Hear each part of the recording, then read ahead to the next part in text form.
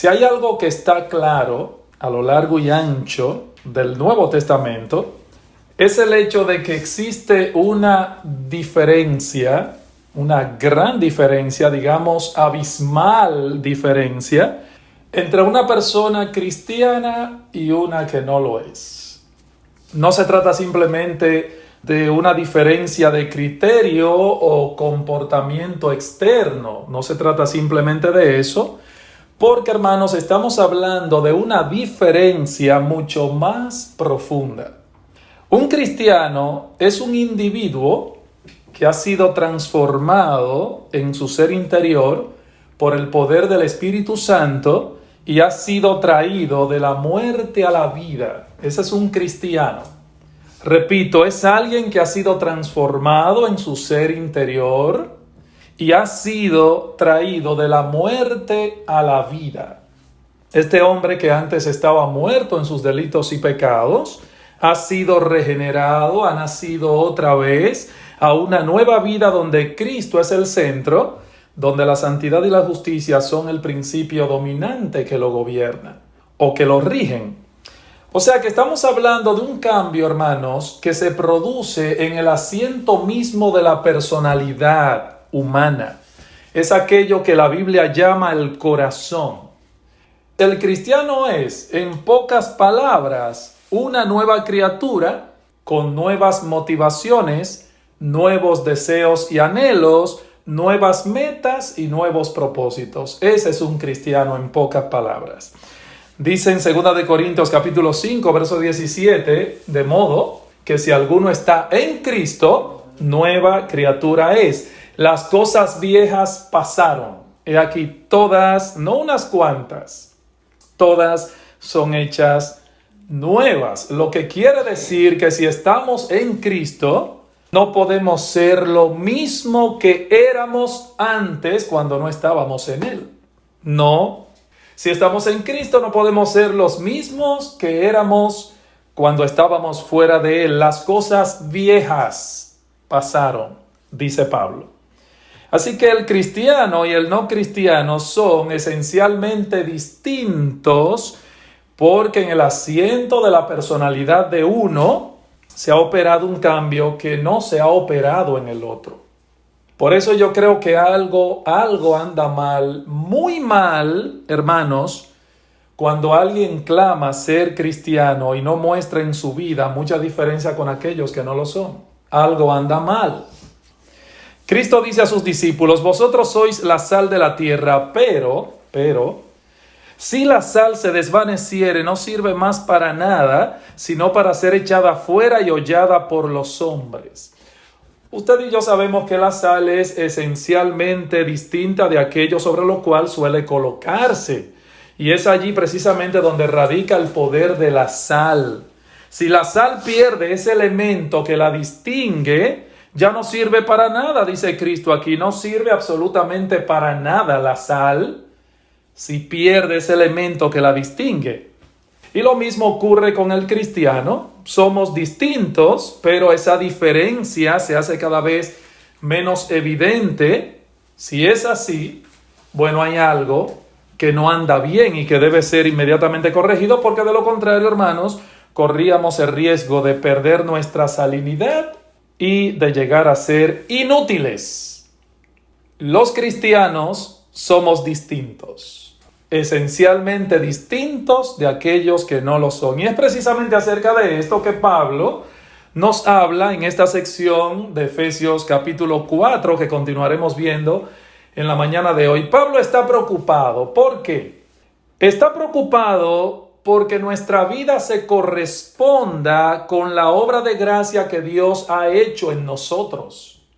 Debemos vivir a la altura de lo que somos. De hecho, noten cómo Pablo lo dice en el capítulo 4, versículo 1, 4:1. Dice Pablo, yo pues preso en el Señor os ruego que andéis como es digno de la vocación con que fuisteis llamados. Pablo está preocupado para que nuestra vida se corresponda con esa obra de gracia que Dios ha operado en nosotros los cristianos. Por eso debemos vivir a la altura de lo que somos, de lo que realmente somos. Y ese es el tema de esta sección de la carta. En los primeros 16 versículos de este capítulo que ya hemos estudiado, Pablo nos muestra cuáles son nuestras responsabilidades para con el pueblo de Dios, la iglesia, mientras que en los versículos que vamos a pasar a considerar a partir de esta mañana, el foco de atención es el cristiano y su relación con el mundo que lo rodea. Ya vimos a ese cristiano en medio de la comunidad de redimidos que es la iglesia, pero ahora el foco de atención de Pablo es en ese cristiano en cuanto a su relación con el mundo que lo rodea. En los versículos 17 al 24 que vamos a estudiar hoy, solamente estudiaremos eso hoy, ahí Pablo introduce este tema con una declaración general que luego él pasará a explicar en detalles a partir del versículo 25 del capítulo 4 hasta el versículo 21 del capítulo 5, lo cual luego pasa a explicar en detalles. Lo que vamos a hacer en esta mañana es considerar esa declaración general de los versículos 17 al 24 que vemos aquí en pantalla. Ahora lo vamos a hacer bajo dos encabezados. En los versículos 17 al 19 vamos a ver cuáles son los rasgos característicos de la vida del hombre sin Cristo. Y luego en los versículos 20 al 24 vamos a ver el cambio que se ha operado en aquellos que están en Cristo o que estamos en Cristo. Eso es todo lo que veremos en esta mañana. Así que vamos a pasar a ver en primer lugar, vamos allá, los rasgos característicos de la vida del hombre sin Cristo. Versículo 17. Dice Pablo: esto pues digo y requiero en el Señor, que ya no andéis como los otros gentiles que andan en la vanidad de su mente. Es interesante que la palabra que la versión Reina Valera de 1960 traduce ahí como requerir, esto pues digo y requiero, significa literalmente testificar. O sea, esto pues digo y testifico en el Señor. Y la idea que esta palabra comunica es la de declarar algo solemnemente.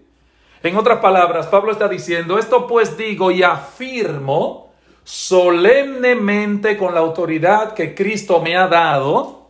¿Y qué es lo que vas a declarar, Pablo? Que ya no andéis como los otros gentiles que andan en la vanidad de su mente. Eso es lo que quiero testificar, eso es lo que quiero declarar solemnemente con la autoridad que Cristo me ha dado como apóstol, que ya no anden como los otros gentiles. Y hermanos, miren, no se trata de un consejo opcional que debemos seguir si queremos. No. Si somos cristianos, debemos poner cuidadosa atención a estas palabras del apóstol Pablo, porque esas palabras llevan consigo toda la autoridad de Jesucristo mismo. Por eso Pablo no dice, yo les requiero a ustedes que anden así. No. Él dice, esto pues digo y requiero en el Señor. Es Cristo que se lo está requiriendo esto. Yo simplemente soy un parlante de lo que Cristo les está requiriendo a ustedes. O sea que no se trata de algo opcional que nosotros vamos a tomar si queremos. No. Estas palabras están revestidas de autoridad divina. Los cristianos no podemos vivir como aquellos que no lo son. No podemos. Y hermano, este tema es duro en esta mañana. Presten mucha atención a lo que voy a decir ahora. Mis hermanos, no existen dos versiones de la vida cristiana. Existe solamente una versión de la vida cristiana, no dos. No hay dos versiones de la vida cristiana. Hay solamente una versión del cristianismo. Una sola, y es la que Pablo está presentando en este pasaje y que aparece en la Escritura una y otra vez, una y otra vez. No hay dos versiones de la vida cristiana, hay una sola. Si somos cristianos, ya no podemos vivir como vivíamos antes de serlo. Ya no podemos vivir como los otros gentiles que andan en la vanidad de su mente. No podemos vivir como los otros gentiles. Y con esta expresión, lo que Pablo está señalando aquí es al mundo pagano, es decir, a todos aquellos que no conocen a Dios ni se someten a su voluntad. Y ellos tienen un estilo de andar que lo vamos a ver, que los caracteriza. Por ser ellos como son, por pensar como piensan, por tener el corazón como lo tienen, ellos viven como viven. Si la gracia de Dios te ha transformado, mi hermano, tú no puedes vivir así. No puedes vivir así. Ahora, ¿cuáles son los rasgos característicos que distinguen a los hombres sin Dios? Bueno, el cuadro que Pablo presenta en este texto, hermano, es terrible y desolador. Terrible y desolador. Pablo comienza con un planteamiento general del problema en el versículo 17, luego presenta la causa del problema y luego en el verso 19 las consecuencias. Primero Pablo él plantea el problema, versículo 17, y vamos a ver cuál es el problema de la gente sin Dios. Luego la causa de este mal, en el verso 18, y luego las consecuencias, en el versículo 19. Y quiero que lo veamos por parte. Vamos a ver primero el planteamiento del problema. Versículo 17. Esto pues digo y requiero en el Señor que ya no andéis como los otros gentiles que andan en la vanidad de su mente. Andan en la vanidad de su mente. He ahí el problema. Ellos andan en la vanidad de su mente. Esta palabra vanidad significa vacío, sin propósito. El hombre sin Dios vive una vida vacía. ¿Por qué? Bueno, porque su mente es vana, precisamente. Por eso viven como viven.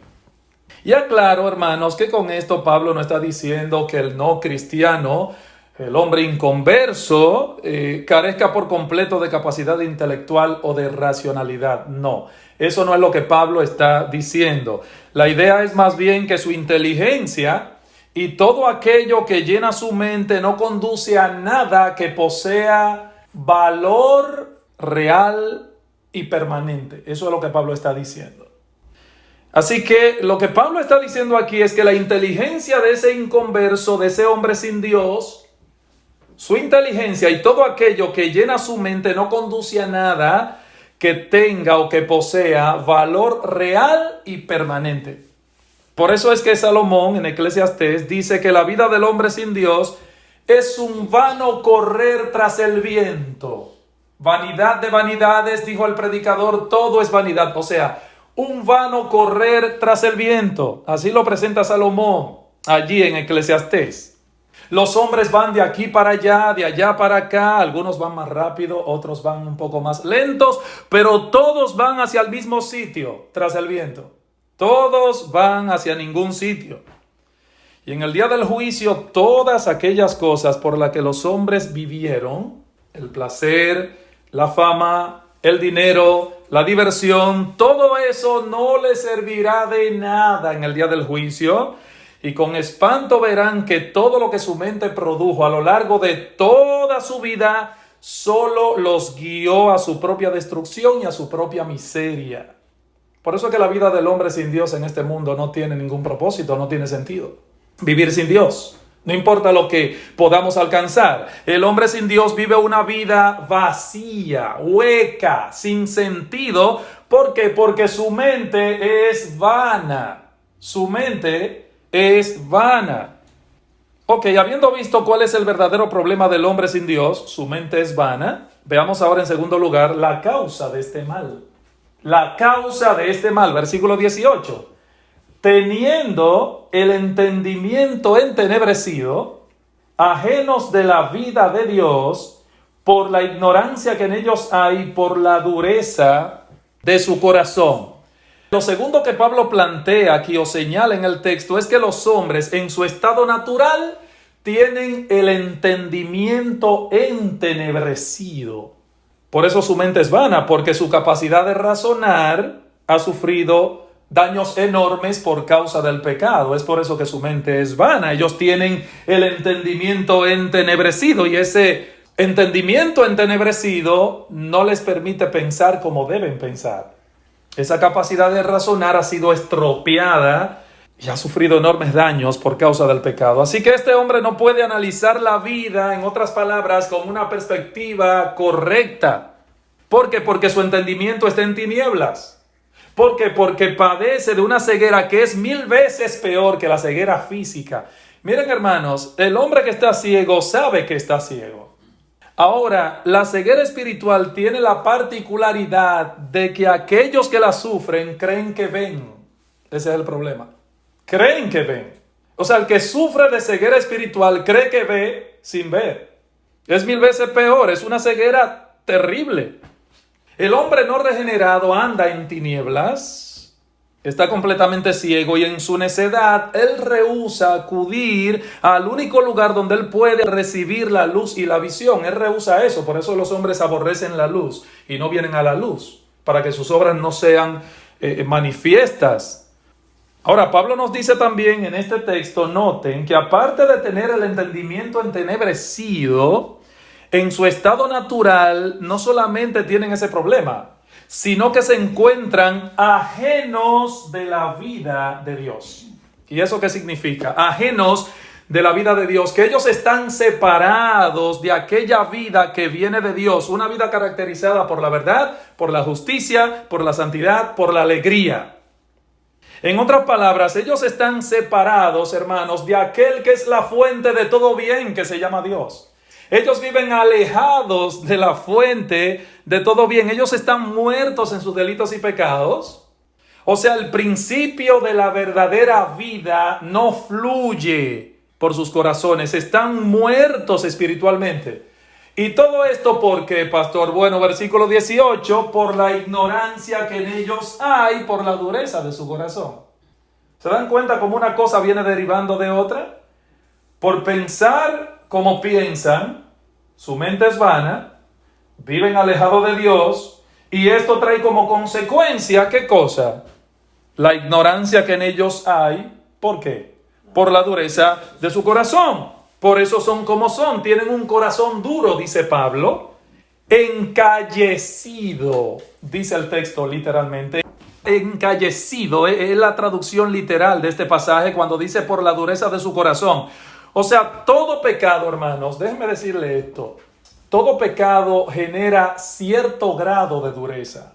Todo pecado genera cierto grado de ceguera y de dureza de corazón. Lo va encalleciendo, lo va haciendo cada vez más insensible. Por eso, lo que al principio molesta, luego molesta menos y menos y menos. Ya lo que antes nos escandalizaba quizá y lo que antes yo veía como pecado a los ojos de Dios, como que ya lo voy excusando un poquito. Ya no lo veo igual. No creo que eso sea así.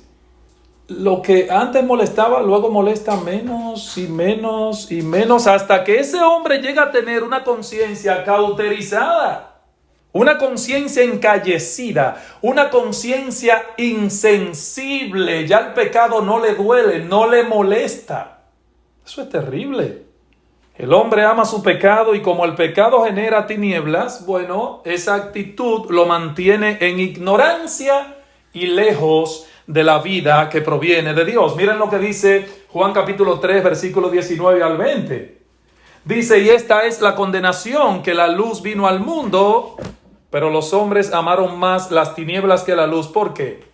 Porque sus obras eran malas, porque todo aquel que hace lo malo aborrece la luz y no viene a la luz para que sus obras no sean reprendidas. He ahí el problema. El hombre ama las tinieblas, el hombre aborrece la luz. Esa es la razón por la cual los impíos, los incrédulos no quieren venir a la luz. Aman su pecado y ese amor por su pecado los mantiene en ignorancia y lejos de la fuente de todo bien que se llama Dios. Su pecado los mantiene lejos de Dios. Por supuesto, eso ha tenido repercusiones en la vida humana. Ahora en el versículo 19 Pablo nos mostrará algunas de las consecuencias que ese estado de cosas ha producido en el hombre. ¿Cuáles han sido los resultados? Versículo 19. Los cuales, después que perdieron toda sensibilidad, se entregaron a la lascivia para cometer con avidez toda clase de impureza. He aquí entonces, hermanos, el terrible cuadro que Pablo nos pinta en este texto de la vida del hombre sin Dios. vanidad, oscuridad, separación de Dios, ignorancia, insensibilidad, avaricia, lascivia, impureza, dureza de corazón. Ahora, todo eso, hermanos, está aquí a modo de contraste. Pablo quería que estos hermanos de Éfeso y nosotros también en esta mañana comprendieran que un cambio dramático se había producido en ellos y que por lo tanto ellos no podían seguir viviendo como antes vivían. Esa es la meta de Pablo aquí. Él quiere presentarle un contraste para que ellos vean de dónde Dios los sacó y cómo ellos deben vivir ahora, que no debe ser exactamente como ellos vivían antes. Por eso, ahora vamos a ver el cambio que se ha operado en aquellos que estamos en Cristo. Versículo 20, Efesios 4, ¿qué dice? Mas vosotros no habéis aprendido así a Cristo. Mas vosotros no habéis aprendido así a Cristo. Quiero que noten cómo Pablo describe la vida cristiana en este texto. ¿Cómo Pablo describe la vida cristiana en este texto? ¿Cómo? ¿No les llama algo la atención ahí, hermanos? Mas vosotros no habéis aprendido así a Cristo. Noten que el texto no dice, mas vosotros habéis aprendido así acerca de Cristo. ¿Verdad que no? ¿Por qué dice, mas vosotros no habéis aprendido así a Cristo y no acerca de Cristo? Bueno, hermanos, porque existe una diferencia enorme entre aprender una lección y conocer a una persona. No es lo mismo. No es lo mismo conocer a una persona que aprender una lección. O sea, el cristianismo no consiste en conocer y abrazar un conjunto de proposiciones y doctrinas. Es mucho más que eso el cristianismo, hermanos. El cristianismo consiste más bien en conocer, confiar, seguir y amar a una persona, nuestro Señor Jesucristo. Eso es el cristianismo. No abrazar un conjunto de reglas, de códigos éticos, sencillamente. El cristianismo consiste en conocer, amar, seguir y confiar en una persona, nuestro Señor Jesucristo. Y entonces ese conocimiento conlleva a una profunda transformación espiritual que alcanza hasta las partes más profundas de nuestra personalidad y que se manifiesta en todas las áreas de nuestra vida. ¿Se dan cuenta? Dice Pablo que Cristo mismo había hablado al corazón de estos efesios a través de la predicación y la enseñanza de aquellos que le llevaron el evangelio. Vean el versículo 20 y 21 otra vez. Mas vosotros no habéis aprendido así a Cristo, si en verdad le habéis oído y habéis sido por él enseñados conforme a la verdad que está en Jesús. Y esa frase podemos traducirla, pues ciertamente vosotros oísteis y fuisteis enseñados por él, o sea, por Cristo. Ustedes oyeron a Cristo, dice Pablo. Ahora la pregunta es, ¿y qué enseña Cristo a aquellos que él llama salvación por medio de su palabra? ¿Qué es lo que les enseña?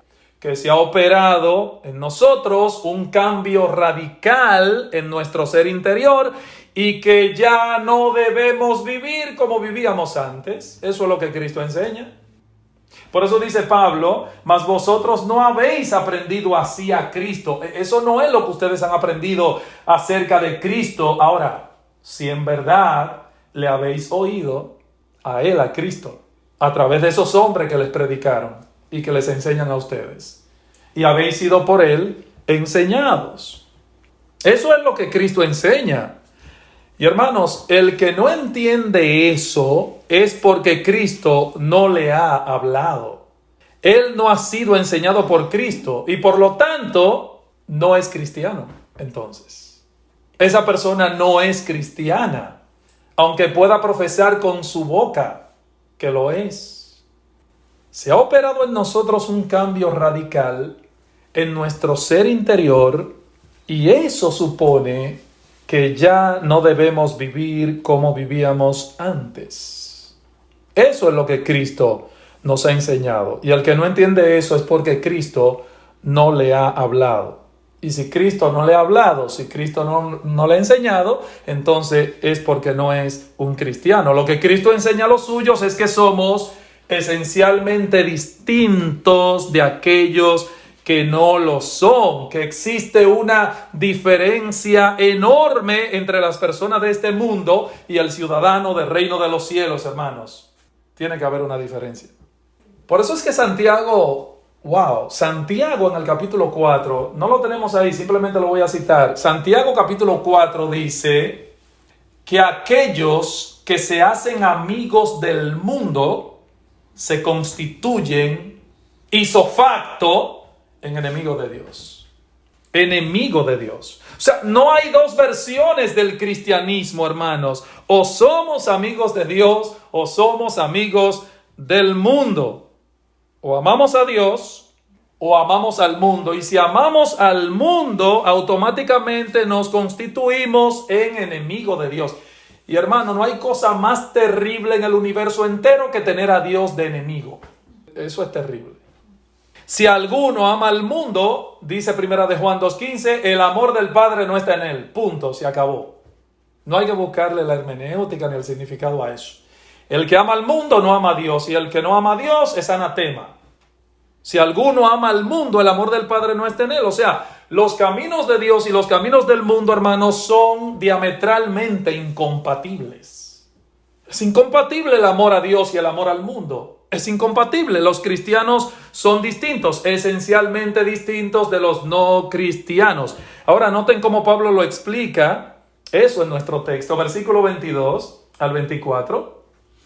En cuanto a la pasada manera de vivir, despojaos del viejito, el viejo hombre, que está viciado conforme a los deseos engañosos, y renovaos en el espíritu de vuestra mente, y vestíos del nuevo hombre creado según Dios, en la justicia y santidad de la verdad. Aquí Pablo expresa lo que ya Cristo hizo en nosotros al salvarnos.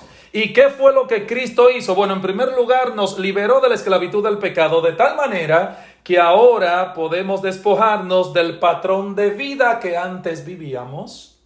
Versículo 22 otra vez. En cuanto a la pasada manera de vivir, lo que el texto dice es: aprendisteis de Cristo a despojarte del viejo hombre que está viciado conforme a los deseos engañosos. Esa es la idea del texto. Ahora, ¿qué es este viejo hombre? Usted me preguntará. Bueno, ese viejo hombre es todo aquello que éramos nosotros antes de la regeneración. Este viejo hombre es nuestro viejo yo. Y dice Pablo que ese viejo hombre está viciado conforme a los deseos engañosos. O sea, con ese viejo hombre ya no hay nada que hacer.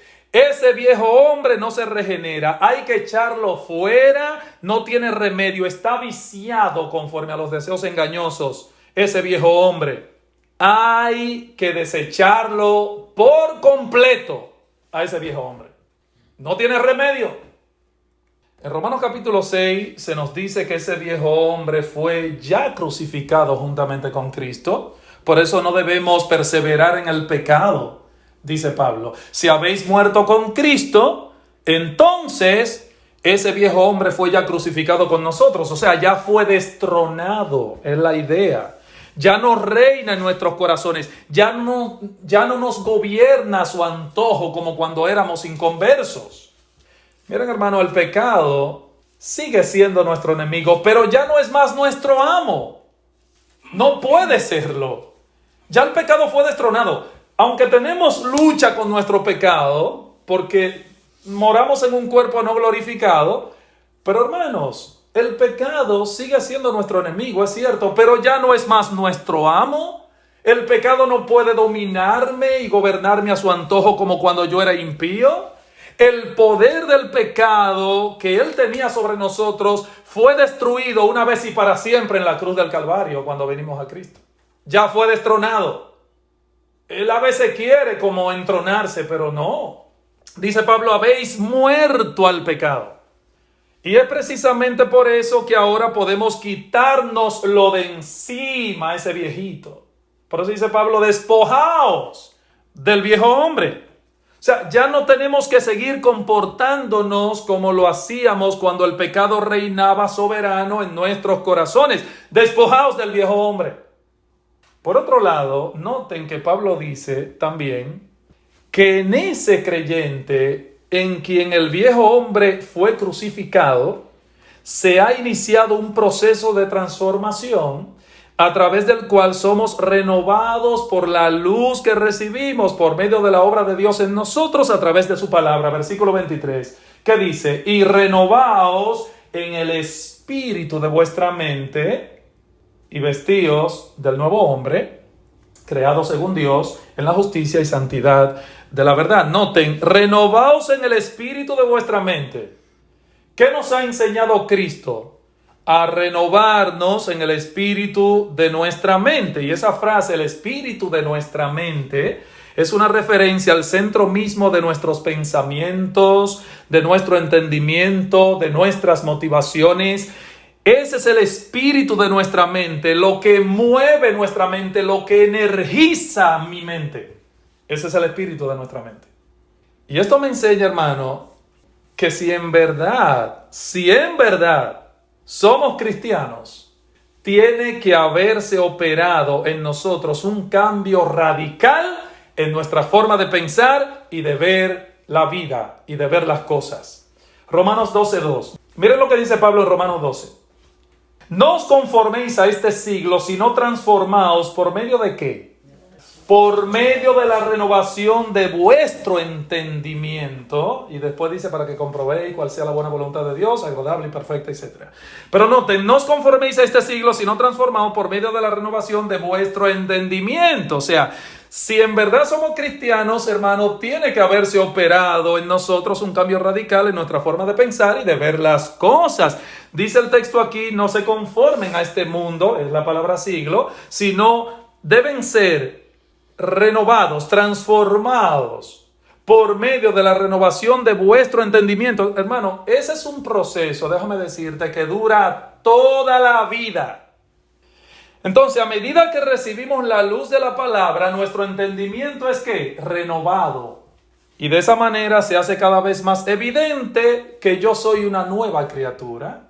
A medida que mi entendimiento se va renovando, se va haciendo cada vez más evidente que yo soy distinto, que yo soy diferente, que yo no soy, no como los otros hombres, porque eso es un fariseísmo, no queremos compararnos con nadie, pero que soy distinto porque soy una nueva criatura en Cristo. Esa es la evidencia. Versículo 24, noten.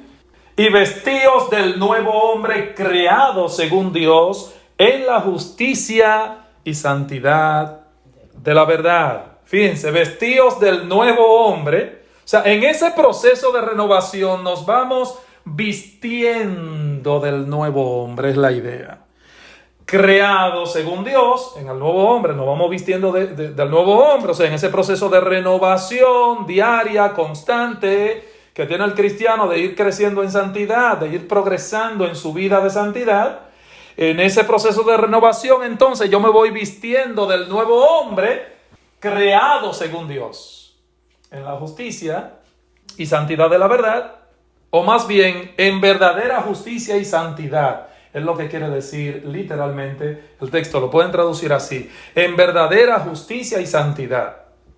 O sea, esa nueva naturaleza implantada por el Espíritu Santo en la regeneración o en el nuevo nacimiento es lo que me mueve eficazmente cada vez más a ser como es Dios. Por eso dice creado según Dios. ¿Por qué dice creado según Dios? Porque esa nueva naturaleza que el Espíritu Santo implantó en mí como cristiano, en ustedes como creyentes, es lo que nos mueve eficazmente a ser más como Dios, como es Dios. Por eso dice creado según Dios, o sea, nos mueve cada vez más como es Dios, más santos, más justos en nuestra vida práctica. Ya no somos lo que éramos, somos una nueva creación en Cristo. Y hermanos, ese es el punto que Pablo está haciendo aquí, en este pasaje. Podemos resumir entonces todo lo que hemos visto hoy en esta frase. Que ya no andéis como los otros gentiles, pues vosotros no habéis aprendido así a Cristo, eso no fue lo que Cristo te enseñó, ya no andes como los otros gentiles. Así lo podemos resumir.